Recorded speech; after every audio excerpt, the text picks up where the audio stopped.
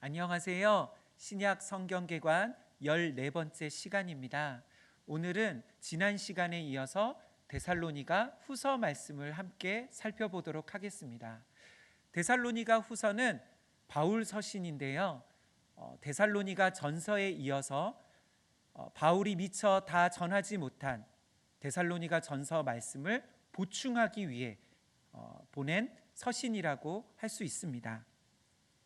데살로니가 후서의 목적입니다.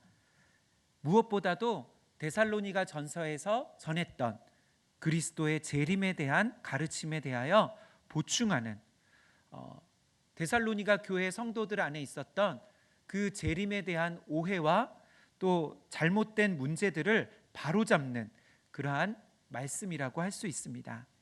저자는 사도 바울이고요.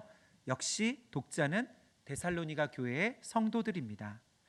저작 연대는 데살로니가 전서를 기록하고 보낸 이후 약 몇 달 후에 쓰여진 성경이라고 할 수 있는데요. 주후 51년에서 52년경으로 아마도 고린도에서 이 서신을 기록했을 것으로 추측됩니다. 데살로니가 후서의 배경입니다. 데살로니가 교회의 많은 성도들이 그리스도의 재림에 대한 재림의 시기에 대하여 혼란스러워하고 또 그런 혼란 때문에 오해와 여러 가지 문제점들이 발생했습니다.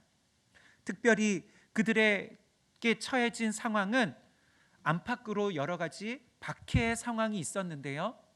당시 로마의 황제 숭배 사상과 그리고 유대인들의 유대교에 대한 그들을 핍박하는 그러한 박해의 상황이 있었습니다. 그래서 데살로니가 교회 성도들은 더욱 주님의 재림에 대한 관심과 고대하는 마음이 생겨난 것이지요. 이들은 주의 날이 이제 얼마 남지 않았다는 임박했다라는 생각이 있었고 또 바울의 첫 번째 편지인 데살로니가 전서의 가르침을 오해했기 때문에 재림이 이제 곧 일어날 것이라고 여겼습니다. 이러한 오해 가운데 데살로니가 교회 안에는 여러 가지 문제가 생겨났습니다.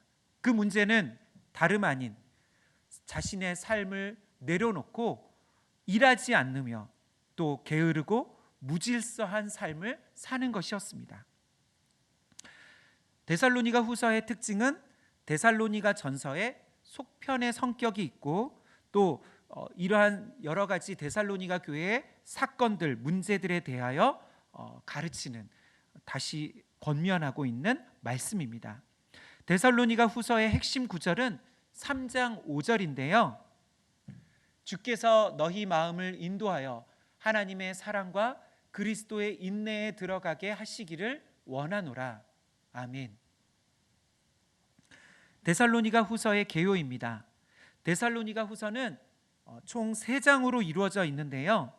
1장과 2장은 그리스도의 재림에 대한 소망에 대한 말씀이 있고 그리고 3장에서는 그 그리스도의 재림을 기다리는 삶이란 어떤 삶인가를 말씀하고 있습니다. 바울은 데살로니가 교회에 박해를 당하는 성도들을 격려하고 또 그들 안에 있었던 그리스도의 재림에 대한 시기에 대한 오해를 바로잡기 위해 이 편지를 썼습니다.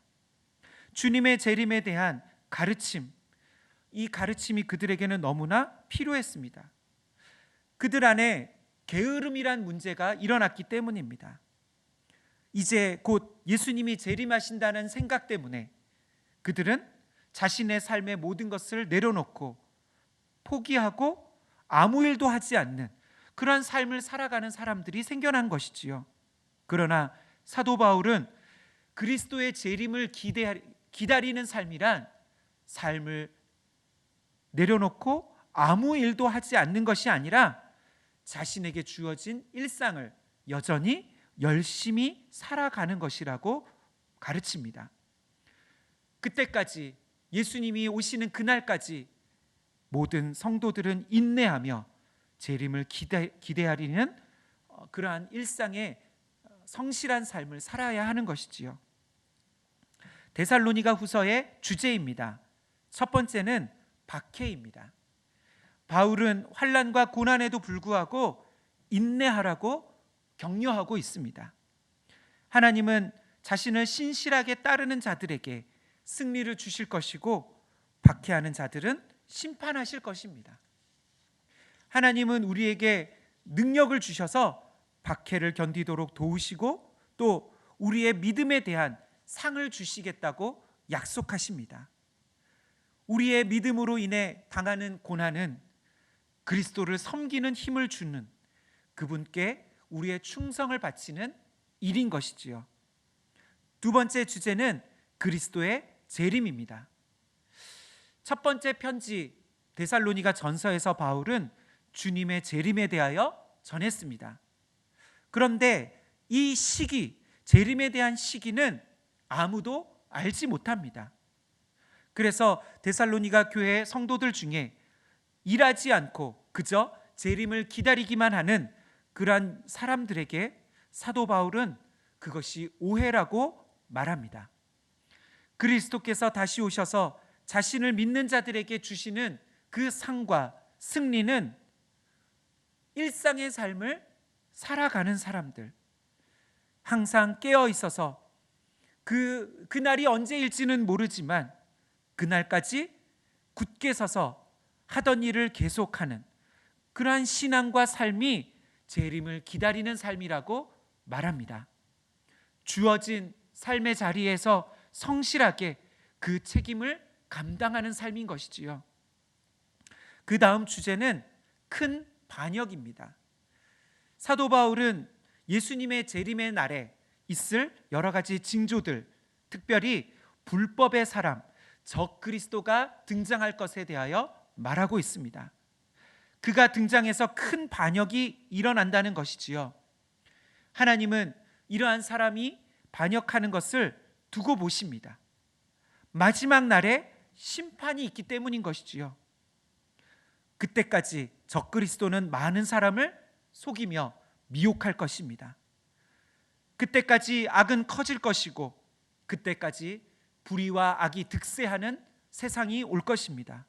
그럼에도 불구하고 믿는 자들은 그들을 두려워해서는 안 됩니다. 세상이 악해지고 불의가 득세한다 할지라도 하나님께서 다스리고 계심을 믿어야 하는 것이지요. 사탄의 공격에서 어떠한 상황에서도 하나님은 그분의 백성들을 보호하고 지키시는, 그렇게 다스리시는 하나님이십니다. 그래서 우리는 변함없이 그분을 의지하고 신뢰하며 살아야 하는 것이지요. 마지막 주제는 인내입니다.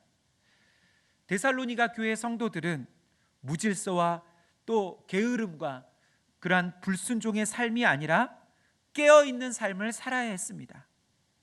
그래서 그들에게는 그리스도인의 삶이란 믿음으로 그들의 삶을 성실하게 인내하는 것임을 깨달았어야 했습니다. 우리에게 맡겨진 삶을 포기하지 않고 지쳐서 그만두지 않고 우리는 우리의 모든 힘을 다하여서 주님을 의지하면서 우리의 삶을 살아가야 합니다. 믿음의 삶을 살아가야 합니다. 바로 그것이 인내의 믿음의 인내인 것이지요. 그리할 때 우리에게 약속된 상이 주어질 것입니다. 이러한 은혜가 우리 모든 주님의 오심을 기다리는 주의 백성들 가운데 저와 우리 모든 서광의 성도님들의 삶과 신앙 가운데 있기를 주님의 이름으로 축원합니다.